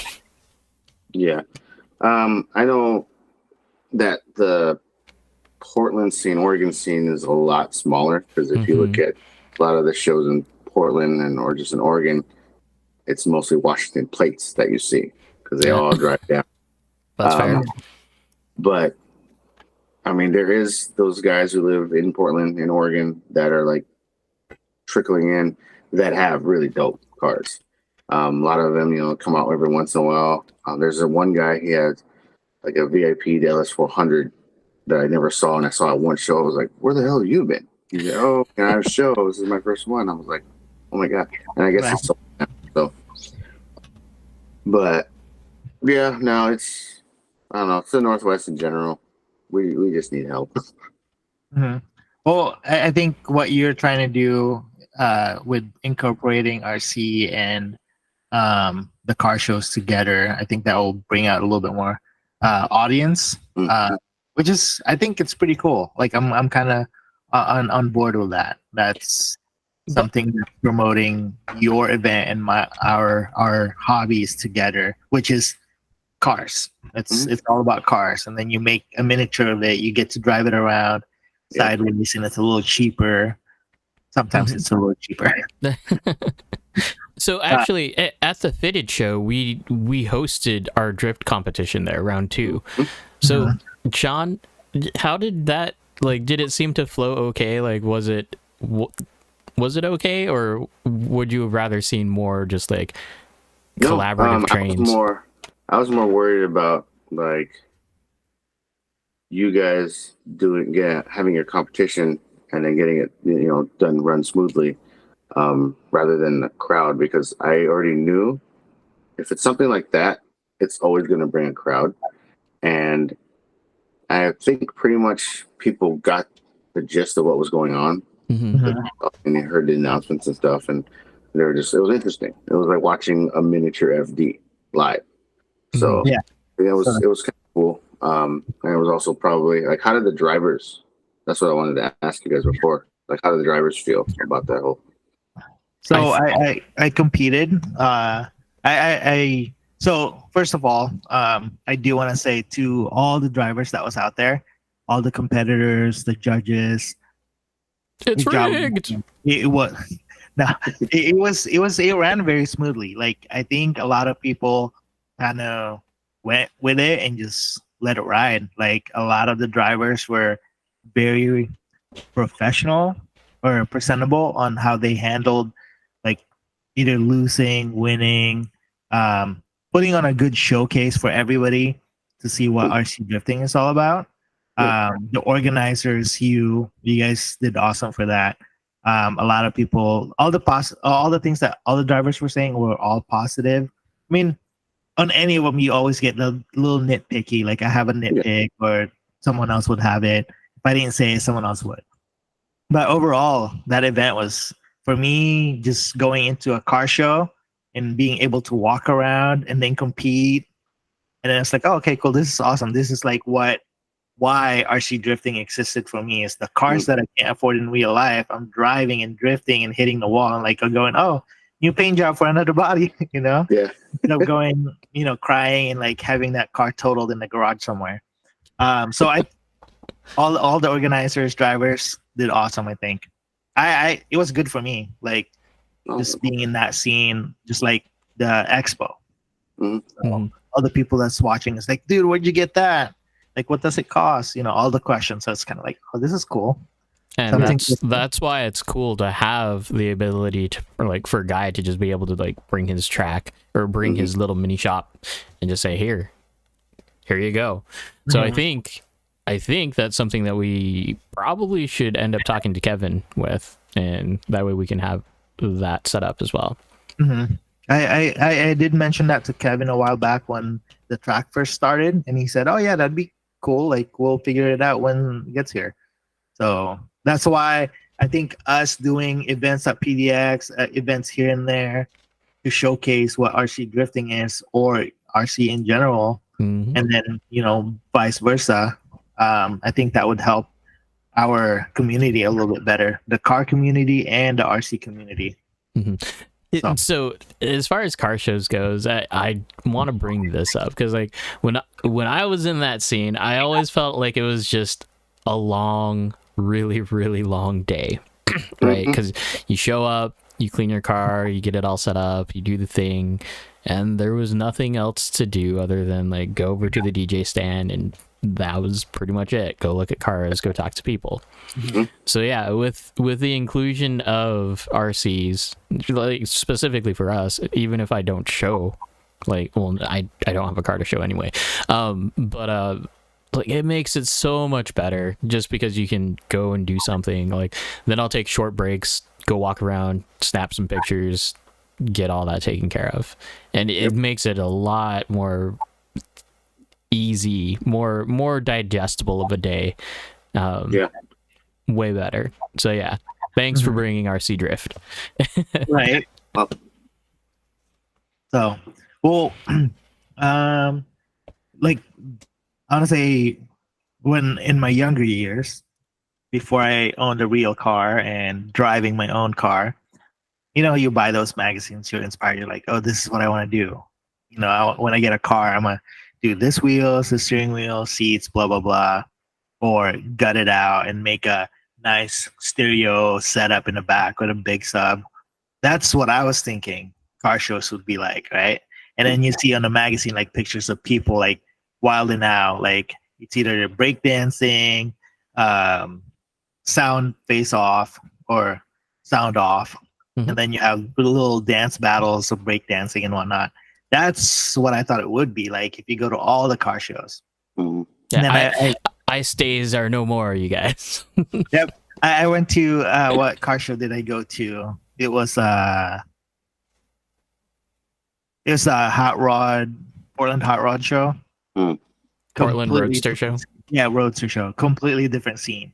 And I was like, whoa, this is not what I expected this to be. I mean, I expected to see like, I guess, older people, but like it was literally like Roadster, like hot rod, and I was like, oh, John, it's called the Roadster show. It's one of those, like I was just expecting it to be like popping, like music and all the events that, like you said, I think that it's that like things to do at a car show. It's like there's a Friday night car show in Vancouver at some like park, and it's every Friday night. It's $10 per car. You go in, and there's a pool during the summer. There's like what do you call those? The bouncy houses with the slides for the kids, all the food, beer garden, like, and then everybody just kind of sit on a chair and like talk and BS about their car. This was every Friday night. This is every Friday night that's put on by the rich people of Vancouver. That sounds way better than the Red Door meet. Like, But that's what I'm saying. I feel like that's what's missing nowadays is like what you mentioned, something to do Yep. when you're at a car show. Yeah, so that's why I implemented I'm the only DJ that does it, is the games that I do. First Yeah, I'll yeah. walk around and then I'll ask like the vendors, whoever's there, if they want to donate anything. And they usually do, just because it's, good advertisement promotion. But I'll have people do just silly games. Like there's games like I've actually done like foot races. Um, I've done like plank challenges. There's like just like all kinds of stuff. I now bring 100-footer rope, so I have like tug of war battles now. Just all kinds of fun stuff. So it involves the crowd, so they're not bored. Mhm. Heck, so So It's funny because I also complain that our RC drift competitions have nothing else to do and there's a lot of downtime. But how do I fix that? It's not like I can host RC drifting at an RC drifting event. You know what I mean? but well, just like how we've been doing it, right? Like so when we did the fitted event, when we did our comps at Northwest Hobbies, there's like practice, there's qualifying, and then at that downtime people are driving. At Northwest it's actually pretty cool because you have two tracks, right? Still, Kind of. so you can kind of drive over there while you're waiting for whatever happens at the comp, or Well, you can go play with the buggies and check yeah. out what they have. No, At it's still least like that. sorry, at least now we have the frame set of like just doing qualifications and tandems back to back and knocking it out and just getting it really quick. Actually, I think it's hilarious because it was James that said like he was not necessarily worried but kind of curious of how long the competition was going to take. Oh yeah, And yeah, like yeah. super surprised that we got it done within like 3 hours, because down south like at GGT and Super G, those competitions are going like into the early hours of the morning. Yeah, I got warned when we go in October. I was told that bring chairs or lounge chairs for a specific area because you're gonna be there all day. They're like, bring a laptop, bring your AirPods, and like figure something out to entertain yourself because I guess it's a nationals, right? So you get all the guys from all the states to come out and compete. And it's all business too. Like you are there to compete. Like it's not just like, oh hey, what's up? I mean, I'm sure there's plenty of that, right? Oh yeah, sure, especially like at nighttime. The trash talk, and there's like the buddies talk and the barbecue, someone making tacos and things like that. Or hey, let's go run up the store. I'm sure there's all that, right? Like the typical actual competition that we've been to. I mean, that's what we do. Like, oh, let me go get bubble tea real quick, and then we'll do qualifying, or let's go get lunch. Right. So yeah, let's kind of kick it into like what RC drifting things that we've done over this past week, or kind of like what we've learned over the past few weeks or so. Shonn, have you done any RC drifting lately? It's been a couple of weeks. Been busy actually trying to sell my parents' house and then move, like as a family, my whole family, up to Arlington. So I haven't really got that much time to do anything. I'm painting a body for a friend, for Bart, but I haven't really. I got the body cut out and slightly masked, but I had to put everything on hold. So yeah, I'm itching. Speaking of painting, did you already talk about what else Shonn does? Okay, so do you offer painting services, Shonn? Oh, me. Yeah, I do. I know you're in the transition mode of like moving and whatnot. Yeah, me. Offer. I guess you're your worst critic, right? So in my eyes, I'm decent. I mean, I have a couple examples of what I've done. But show us. Oh, so this one I showed earlier. Sorry, they're kind of dirty. So my favorite thing to do is the Taka style. Naoki Nakamura, shout out to you, is my favorite driver. So I do a lot of his team cars and stuff. Like here's the S15. Shout out to Addiction, by the way. They make awesome bodies. Yeah, I was gonna say it looks like Addiction all the way. And Taka for the delivery and stuff like that. So Nice. So I've been trying to convince myself that I need that S15 from Addiction, and then I found out you can't get them right now. So it's like, damn. Weird. Did I have one? Yeah. Well, I have access to one. I just don't know if I am willing to spend that much money. I bought 2 when that kit was available, so I pre-ordered 2. I have the shirts tucked in. Nice. But the stickers on these ones are really thick. Just to let anybody know, they order this kit. It's very and heat is, I don't know. I left it in the car and kind of peeling So did you make those liveries, or is that something that's like pre-made? This is all pre-made from, I believe, PS Taka. Okay. Including the roof? Yeah, because that's his like signature thing. Oh, nice. A lot of people don't put it on because it's to put on. Like it's difficult. And then here's one that I made of one of the some of you might recognize the patterns anyway, but I turned into a Let's Drift RC shop car. Cool. But it's one of the villains style. It's villain style basically. Mhm.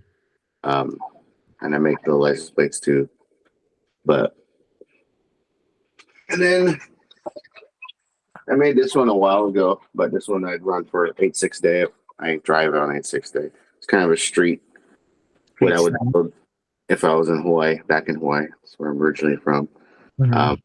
And it's funny because the paint job I kind of screwed up, but like where it's kind of messed up on, it looks just weathered. So, That's cool. See, it's awesome when you get bodies like that, and you're like, man, I hate that paint job, and then you put like a little bit more detail, and you're like, oh, the that runs and stuff, and it's like, oh, cool. And How did you attach your spoiler? My works tape.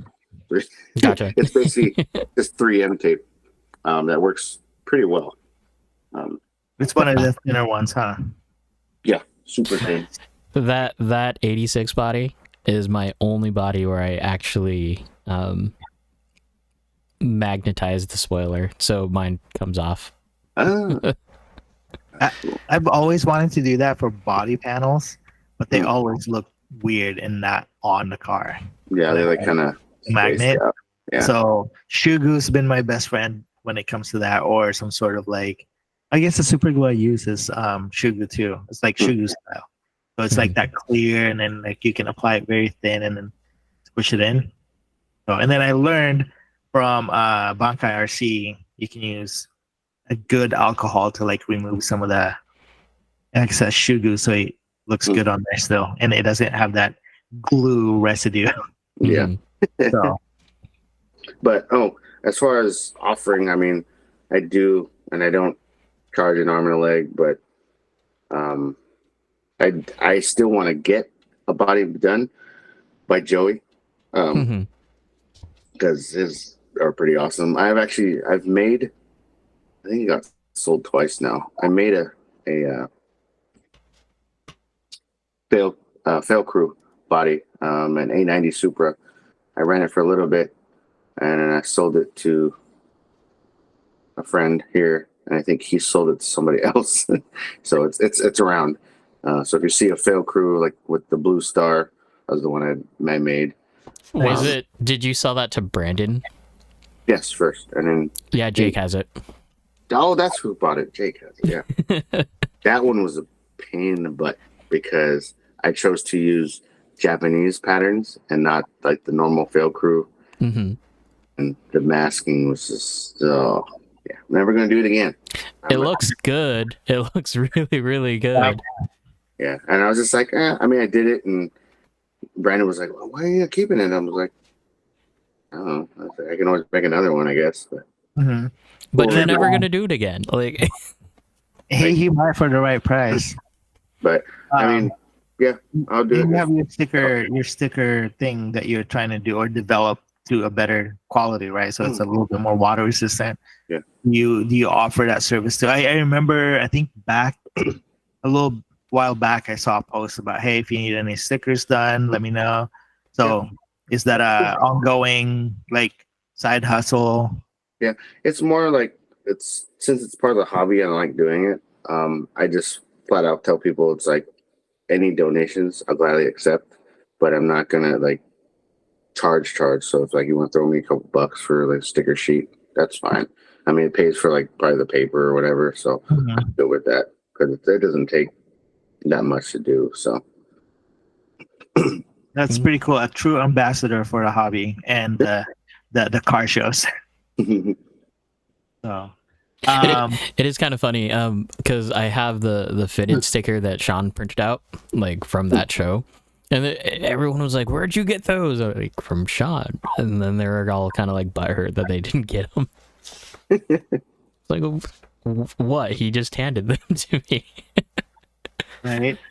See, if people don't know, they won't ask it. Yeah, I think it's like what we're doing now, right? If we didn't all get together and actually want the community to grow, and we just kind of stayed quiet and we just have our garage tracks and like privately, I think it would have been a smaller community.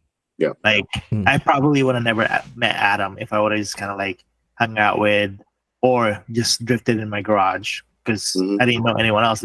So, in that note, I think social media helped us all get together at some point to make the community grow. Now that we have this, so like we're streaming, people are watching from Singapore. I think France last time, and Az's on here from Australia or no, Australia. So the better Australia, New Zealand. Yeah, he's actually staying up like 4 a.m.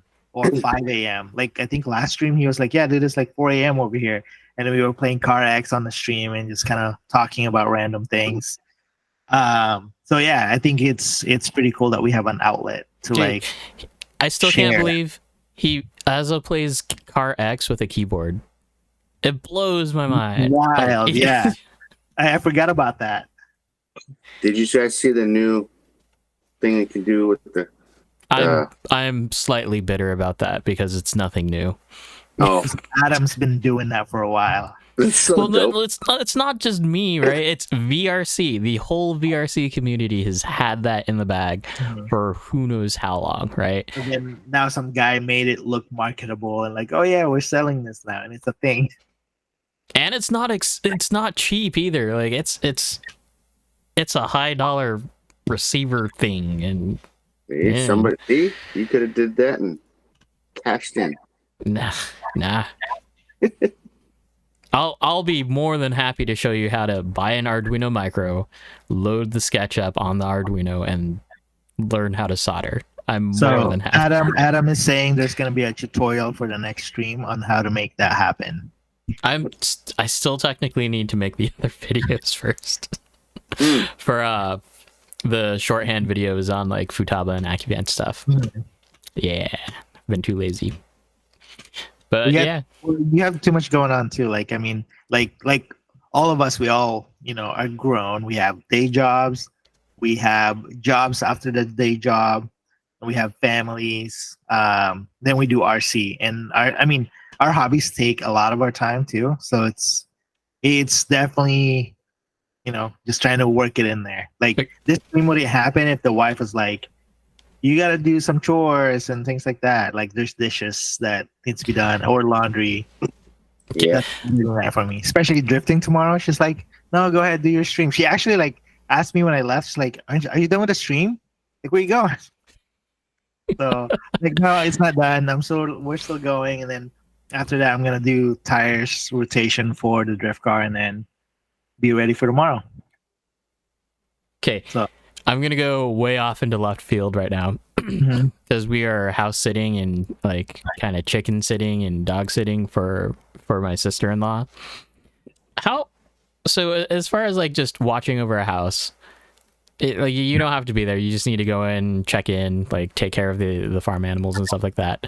How far is too far? Because basically what we found today was we found in their stove, in their kitchen range, on their stove, they set out mouse traps, and we found a dead mouse that was sitting there, and it was all basically encrusted with maggots by the time that we found it. Too far? Like, is that asking too far? Huh. Well, I mean, you guys were exploring, so No, I mean, we were in the house trying to like did just it get smell? things. Or Yes, it was like, how long has the house been empty? just for a week, right?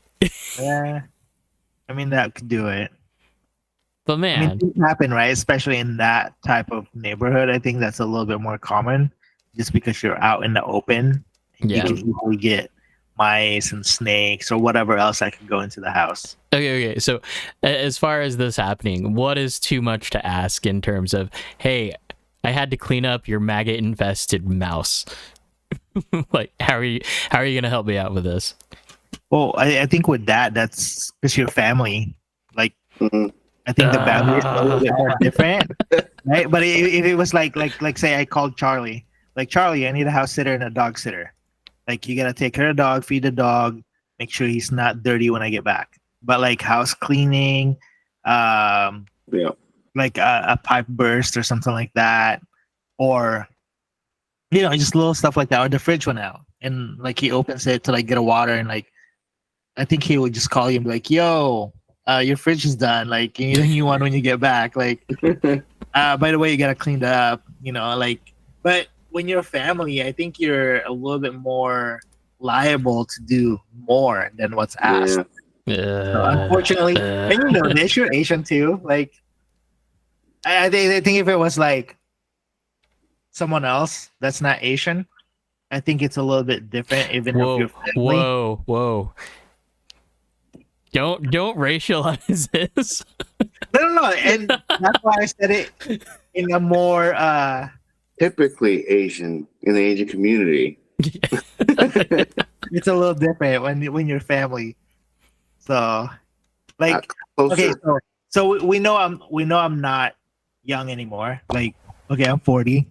So I was hanging out with my aunt last night because they came by. Jason and my aunt came by at the track to check out the new track for RC Drift.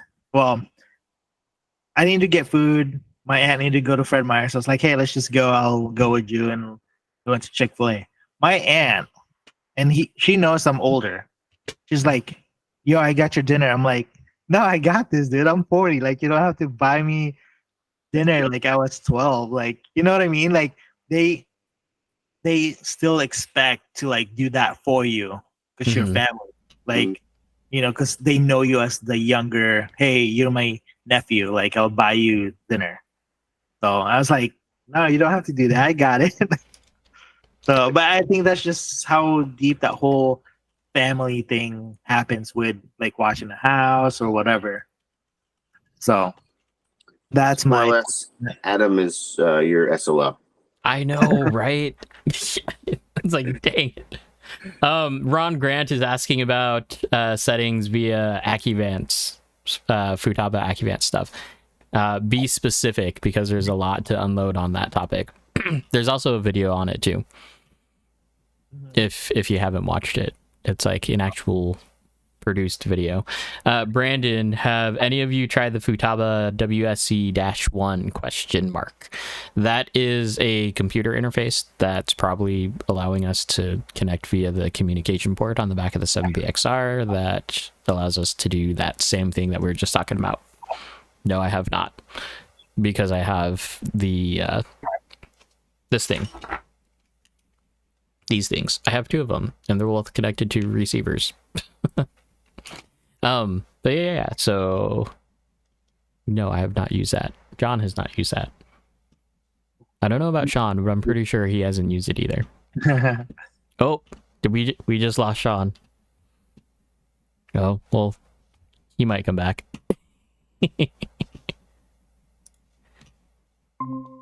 And he's back. Yep. Hey, what's up? I was Hey, like, welcome to the show. We just wanted to introduce you. Oh. well, Right, start over. A glitch. He glitched for a little bit. Okay, so yeah, we're at the end of the show, you guys. So last call for questions and topics. Let's see. JJ Juarez or J Juarez. So what have I missed? Bam! All I see is shark and that. Nope, it's RDX Yeah. everything.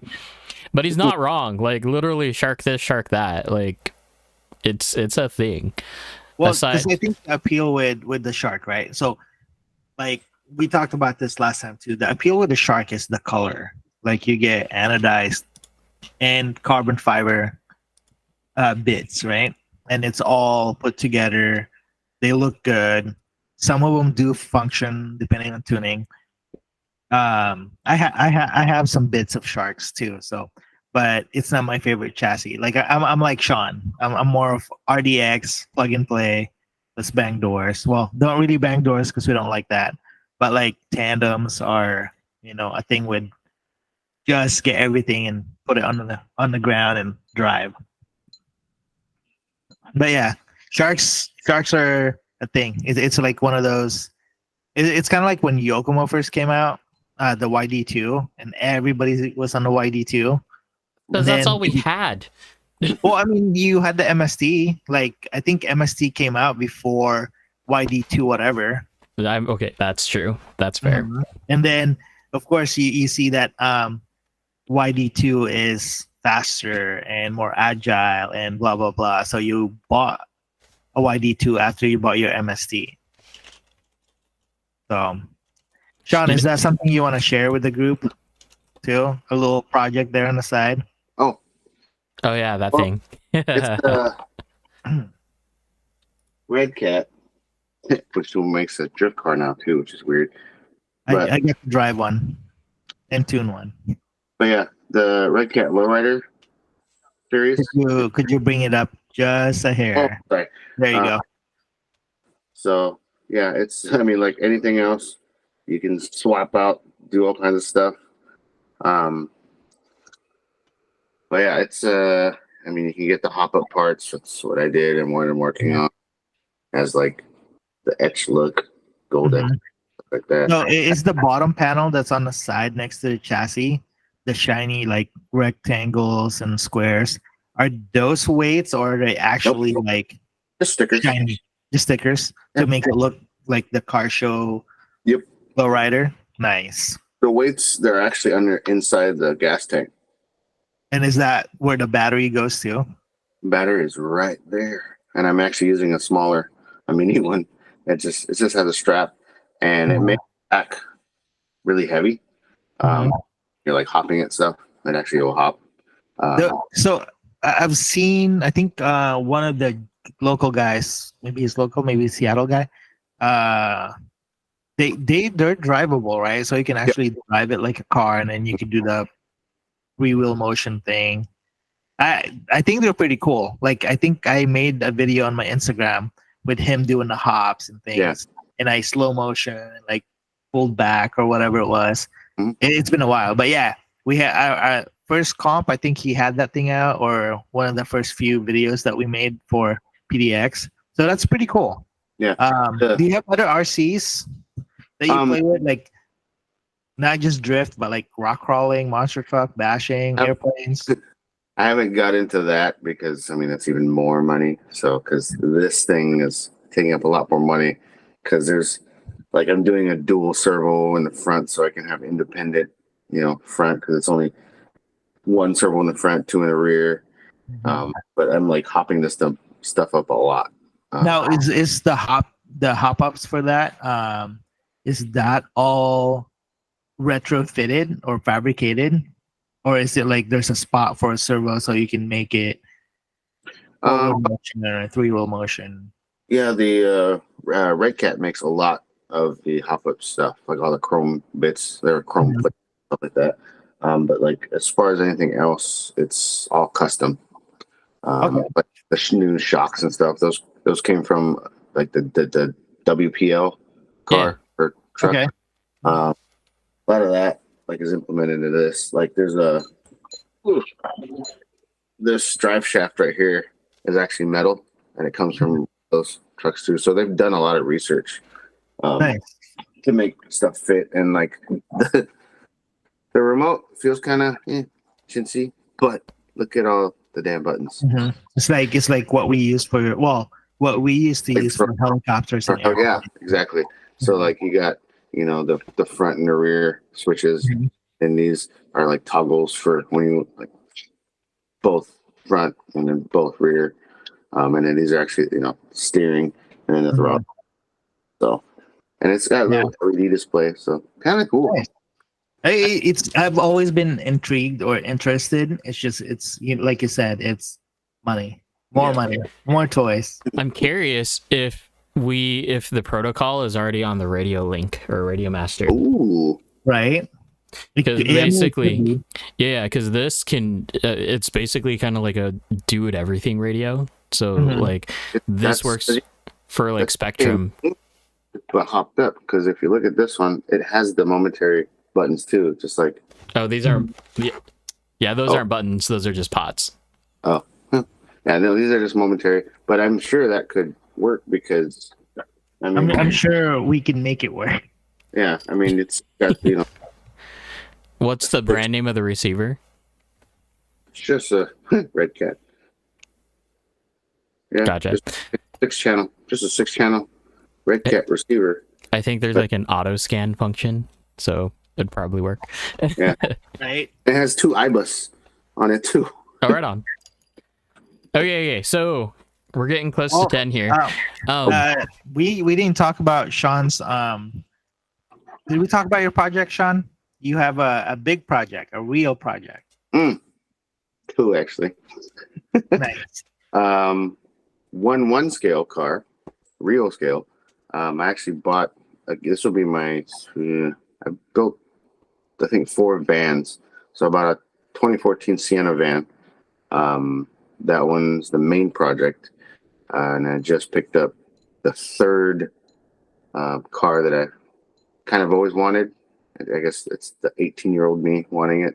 I picked up a 2004 AP2 S2000. That picture's on my Facebook. But as far as progress pics, I probably will only do teasers and not photos until it just is done, and then just bring it out. The van though will get progress, and it'll be more like a VIP style build stuff. Like what we see in Japan for like the high A's and things like that. Yep. That's gonna be pretty cool. I've always thought about like doing a minivan. Like if I got a family and I'm still in the car scene, I'll have a minivan like lowered with like more power or whatever, right? Like the Skyline high Ace with the R35 motor from Japan. It's all black with like pink interior or something like that. I've not seen that. It's on one of the YouTube videos. I think it's pretty old, 5 years. But yeah, so yeah, I wanted to touch base on that because I was like, I'm gonna ask you like, to do this, and then I laughed and like I completely forgot about it. But yeah, so it's pretty cool. I've always wanted the S2000 myself. I was gonna do the poor man's S2000, which is the Miata. That's cheaper than the S2000, but those things are skyrocketing right now, which is kind of crazy. Yep. That's an actual comparison, a Miata to a S2000. Yeah, they call it the poor man's Miata or poor man's S2000 because maybe not a comparison, but like poor man. It's kind of like poor man's Type R. You get like a bottom end like a LS motor, and then you put a B16 top end to make a Type R motor. So little things like that. Gotcha. Okay, one last question that came from chat because this is an RC Drift chat or channel. Anyway, no, honestly, tonight has been really, really cool. Like, good topics, good insight in terms of like the scene. So thanks for that. But Ron's asking about the brake settings on the like Acuvan stuff. So he's referring to neutral brake frequency, neutral brake power, and initial brake power. We'll end it off with this, guys, and then we'll just say our goodbyes after this. But yeah, so neutral brake frequency, so anything related to frequency is essentially the polling rate or the sampling rate that the radio is taking from whatever it's talking about. So in this case, neutral brake frequency is just how many times it's sampling or it can send to for neutral brake, or in this case drag brake is the equivalent term for that. Brake frequency, exactly what it is. So in this sense, the lower the frequency or the pulse width modulation, PWM, the more punchier it's going to be. The higher it is, the more resolution that you're going to get. So a little bit will do that a little bit instead of a little bit does like 90%. Going down to neutral brake power, that's just the amount of drag brake power and initial brake. Just the instant that you hit brake, that's going to be like wherever you set it at. So 30%, 40%. If you have it set at 90% or even 100%, doesn't matter how little that you press to the brake, it's going to be at that percentage. So like that 100% that if you set it to that. So there's that. If you do have any other questions, set it in chat, set it in Discord, wherever we can see it. Comments are weird during live streams. I have noticed that. So if you do want to comment, I think you have to like pull it up outside of the live stream and then comment again. Other than that, if you're still watching, do the whole like, subscribe thing. We're actually really, really close to getting to the point where we can do super chats, so that's kind of cool. Nice. Yeah. All right. So that is tonight. John, you want to close us out? Yeah. Shonn, thanks for talking with us and being in the show or this stream. It's always nice to have different insights of like you're coming from the car scene and DJing, and you are one of the OGs of the car scene. So it's cool to have that insight and having another person that have the same vision for like what we're doing. You're looking into it as the future, or the new guys are the future of this. So you kind of want to educate them and share your knowledge, which Adam and I, that's kind of like what we're going for. We do get hiccups in there, but thanks for being here. Thanks for staying on and answering all the questions. Hopefully we'll have you here, and maybe we'll see you at PDX as a DJ or as a visitor, and you just want to come drive with us. You are welcome to. If you're in town, hit us up. Cool. Yeah. Thank you for having us. It was fun. Yep. Thanks, Shonn. And thanks to everybody that's on here too. I forgot to mention that. So Adam, thanks for hosting or starting the stream. Oh, one thing, keep an eye out for next week on because next week is actually the competition, you guys. Oh yeah. So keep an eye out. I'm gonna have a live stream of it going during the competition. So Sunday we will be streaming live. Hopefully the internet connection is up for that. We will be announcing it. So John, I'm gonna need those microphones back. Okay. I will have them charged and ready for that Sunday. You need them Sunday? Yeah, Sunday. Cool. Sunday. Next Sunday. But you guys have a good evening. Stay safe. Make good choices. Yes. And yeah, we'll see you next week. You guys chill out. Chill out later. Bye. Bye.